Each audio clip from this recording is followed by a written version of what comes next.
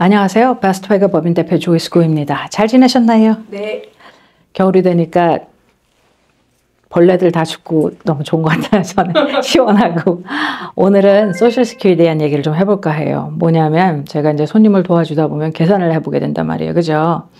소셜 시큐리티 베네핏이 이제 우리가 1960년부터 그 이후에 태어나신 분은 full retirement age가 67세예요. 그러니까 그때부터 우리가 받을 수 있는 100%의 소셜 시큐리티 베네핏을 받을 수가 있는 거죠. 우리가 근데 이걸 좀 더 기다리면 매년 8%가 더 늘고 70세가 맥시멈인 거죠. 그보다 더 일찍 찾으면 62세부터 찾을 수 있는데 그 대신에 내 돈이 매년 조금씩 깎이는 거예요. 그죠? 그래서 67세를 full retirement age가 되는 거고 대부분의 1960년 이후에 태어나신 분들, 그죠? 그렇게 되는데 오늘 하고 싶은 얘기는 뭐냐면 손님들하고 얘기를 하다 보면 이제 물어보시는 게 이거죠. 어떻게 하면 maximum social security benefit을 받을 수 있을까요? 그죠? 그러니까 내가 사는 동안, 나와 내 배우자가 사는 동안. 그 다음에 이제 이걸 쭉 계산해 본 다음에 그 다음에 계산해 보는 거는 뭐냐면 optimal 한 소셜 시큐리티 베네핏은 어떻게 돼요? 그러니까 맥시멈은 가장 많이 받는 거. 그죠? optimal은 내 상황에 비춰 봤을 때 이런 거 저런 거 이런 걸 다 봤을 때 우리는 언제부터 페이를 받으면 제일 좋아요. 요걸 계산해 보게 되는 거예요. 그러면 제일 중요한 게 뭐겠어요, 여러분? 시작이. 시작점이. 그리고 이제 또 이걸 물어보시죠. 그럼 소셜 시큐리티 베네핏을 일찍 시작한다고 쳐요. 62세에 하는 거 versus 70에 시작되고 하면 break-even 포인트는 언제예요? 뭐냐면 내가 몇 살 이상을 더 살아야 나중에 찾는 게 좋아요. 그죠? 그게 break-even 포인트라는 거잖아요. 이제 그런 계산을 하게 된단 말이에요. 그죠? 그러면 이제 제일 중요한 거. 그러면 break-even 포인트를 어떻게 계산하겠어요, 여러분? 알아야 되는 게 뭐예요? 나와 내 배우자가 얼만큼 살지. 내 expected lifespan을 알아야 되는 거예요. 내가 몇 살에 죽을 것 같은지. 그러면 이거 물어보면 여러분 뭐라고 대답해요? 어떤 분은 나 120살까지 살 것 같아요. 그러신 분도 계시긴 하셨어요. 근데 이제 이거를 우리가 생각해 보죠. 어떻게 생각해 보냐면 뭐 우리 식구들, 뭐 가정, 뭐 이렇게 이제 대략적으로 생각한단 말이에요. 그런데 건강. 뭐 지금 괜찮아요. 뭔가 뭐 한 95세, 뭐 100세는 살 것 같아요. 혹은 그 이상 살 것 같아요. 하신단 말이에요. 근데 그거를 계산해 볼 수 있는 데가 있어요. 이제 저희가 그 웹사이트 애드레스를 올려놓을게요. 이거는 제가 뭐 거기서 뭐 affiliated 되고 그런 거 전혀 아니고 여러분들 가서 한번 알아보세요 하는 거예요. 이제 거기 링크에 가면 이제 자기 정보를 넣고 그러면 거기서 여러 가지를 물어봐요. 뭘 물어보냐면 거기서 뭐냐면 내 estimated life expectancy를 계산해 주는 거예요. 당신은 한 몇 살까지 살 것 같아요. 그래서 제가 뽑았는데 뭐냐면 맨 처음엔 퍼스널한 걸 물어봐요. 결혼하셨어요? 몇 번 하셨어요? 예를 들어서 가장 스트레스풀한 건 뭐예요? 지금 당신한테 가장 스트레스풀한 건 뭐예요? 그러니까 종류들이 되게 예가 되게 많아요. 그리고 또 지금 돈 때문에 걱정이 많아요. 뭐 이런 것부터 시작해서 되게 많아요. 그 다음에 또 뭐 물어보면 당신 잠을 잘 자요?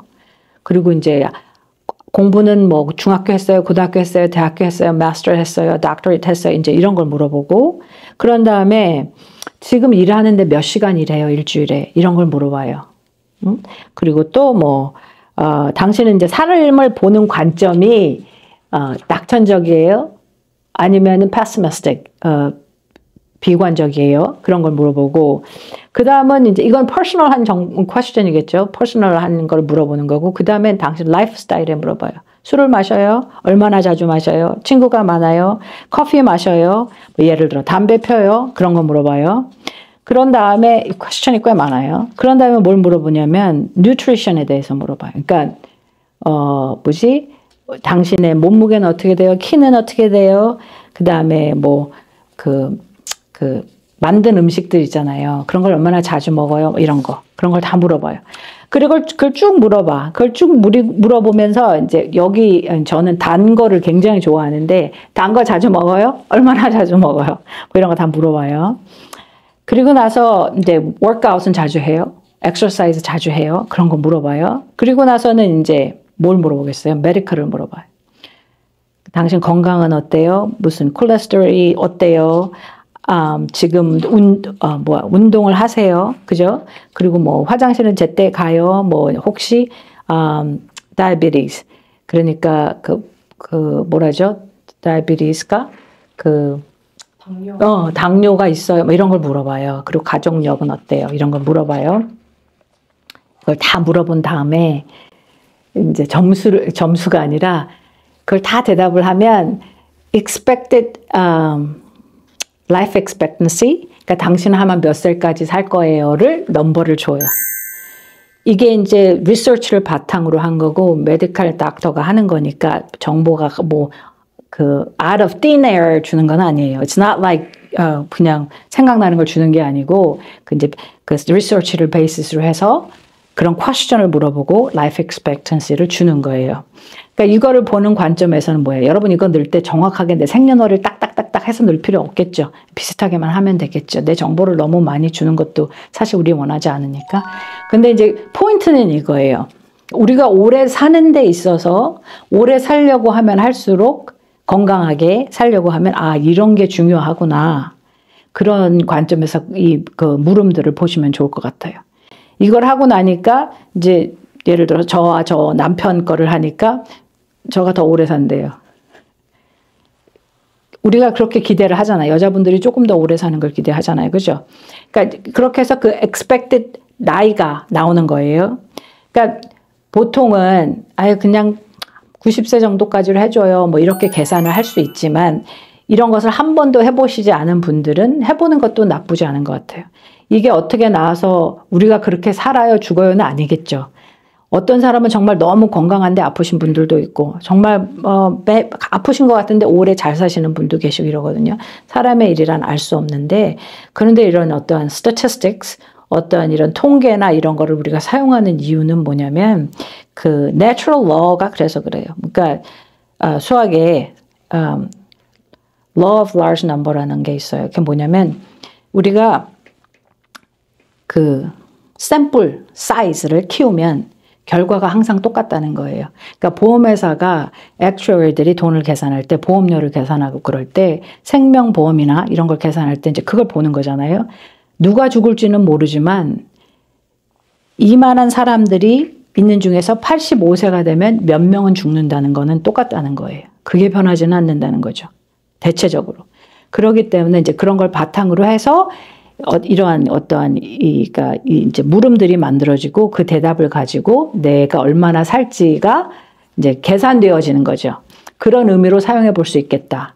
그리고 내가 혹시 사는 데 있어서 내 건강에 별로 좋지 않은 헤빗이나 그런 게 있다면 한번 돌아볼 만하다. 그런 관점에서 좋다는 거예요.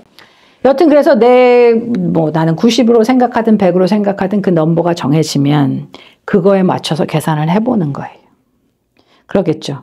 계산을 해보는데 여기서 이런 얘기도 많이 들어보셨죠.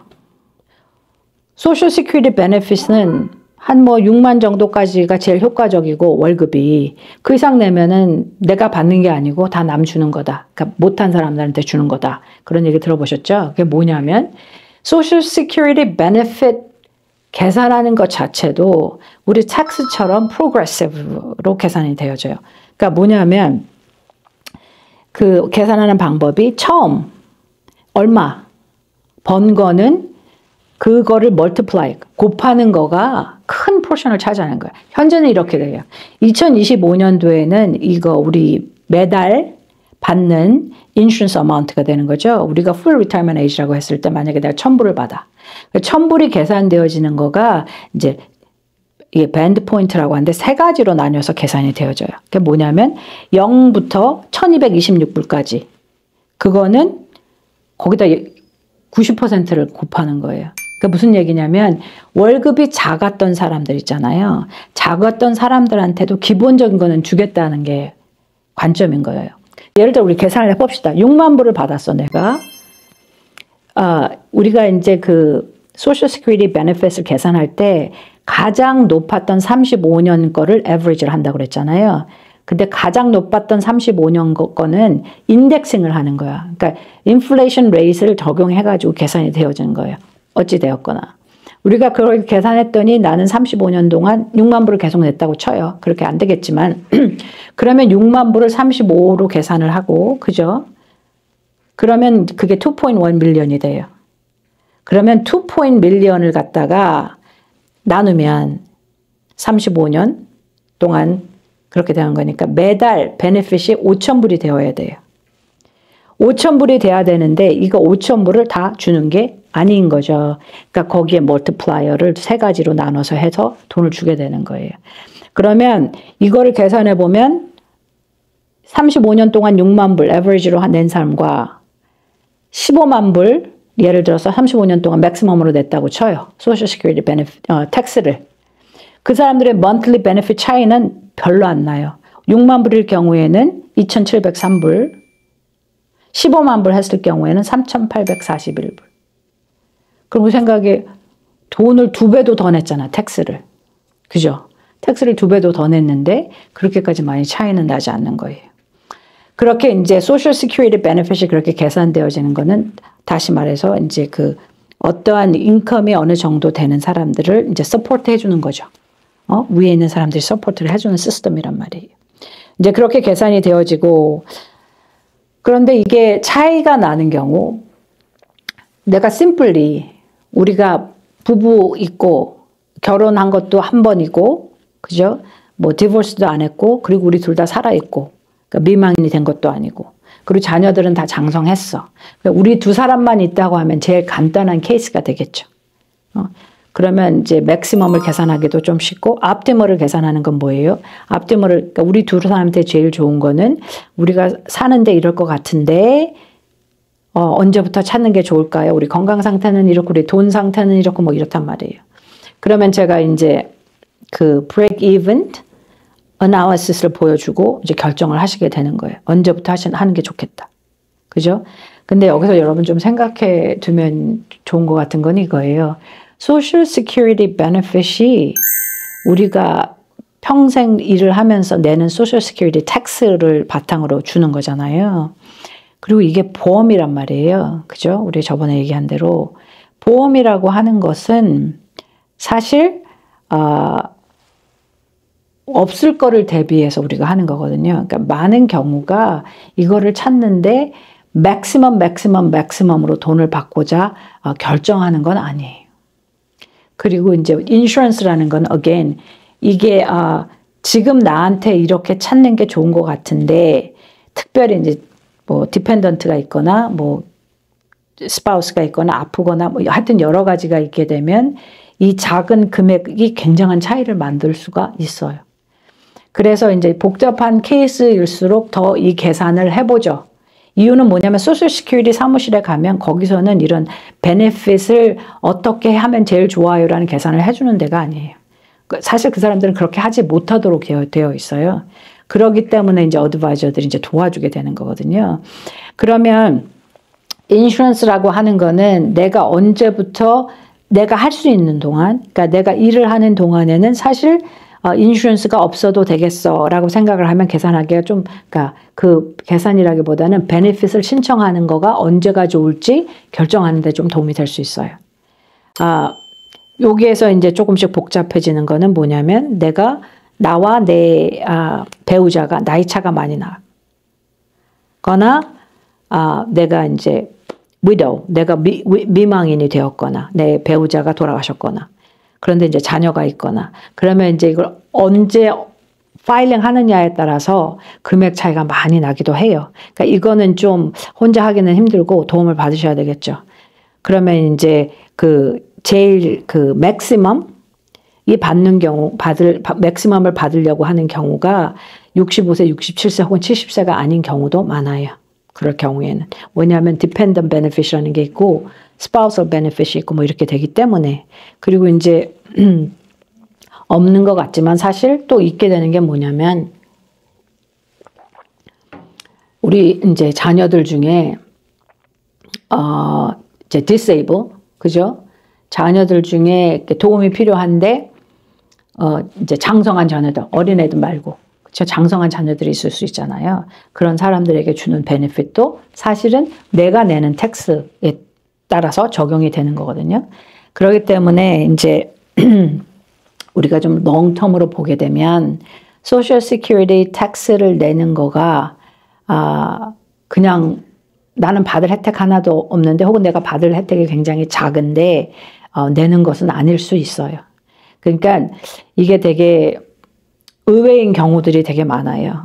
의외인 경우들은 뭐냐면 우리가 기대치 않았던 일들이 우리 삶에 발생했을 때 이제 우리가 뭐 이제 이혼하시는 경우도 생기게 되고 그리고 이제 그런 것 같아요. 나이가 나이인 만큼 이제 점점 우리가 돌아가시는 분들이 생긴단 말이에요. 그죠? 근데 남은 사람들이 있잖아요. 남은 사람들이 어떻게 가장 효과적으로 이 혜택을 사용할 수 있나를 생각해 봤을 때는 이제 그때는 계산하는 게 좀 필요하게 되는 거예요. 그러니까 오늘 얘기를 좀 정리를 하자고 치면 우리는 그 맥시멈 베네핏에 뭐랄까 너무나 큰 가치를 두는 경우도 많거든요. 그래서 브레이크 이븐 포인트가 여기면 그냥 우리는 맥시멈 할 수 있는 걸로 할래요 하는 경우가 되게 많은데 많은 경우에 그것이 최상이 아닐 수 있는 거죠. 그 사람들한테는. 그러니까 이따가 제가 드릴 테니 그 브레이크 이븐 포인트 차트를 하나 보여주시면 이 사람이 full retirement age에 돈을 찾는 것과 그죠? 70세에 찾는 것과 혹은 그 전에 찾는 거에 그 차이를 좀 보실 수 있을 것 같아요. 그러니까 우리가 사실 오래 살면 살수록 가장 맥시멈을 받는 거가 좋겠죠. 왜냐면 우리 걱정이 그거잖아요.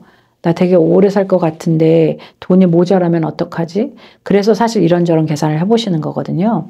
그렇기는 한데, 이제, again, 소셜 시큐리티는 내가 이제 인슈런스라고 생각하면, 내가 무슨 일이 나한테 발생했을 때, 이 정도는 나오면 되겠어. 라고 생각을 하면 그 기간이 꼭 70세 아니더라도, 혹은 뭐 67세 아니더라도, 어떤 경우에는 그 자기 상황에 따라서 좀 더 일찍 찾는 것도 나쁘지 않을 수 있다. 그것이 되겠습니다. 저희 메시지가 도움이 되셨다면 좋아요와 구독도 눌러주시고요. 주위 사람들하고 쉐어도 해주시면 감사하겠습니다.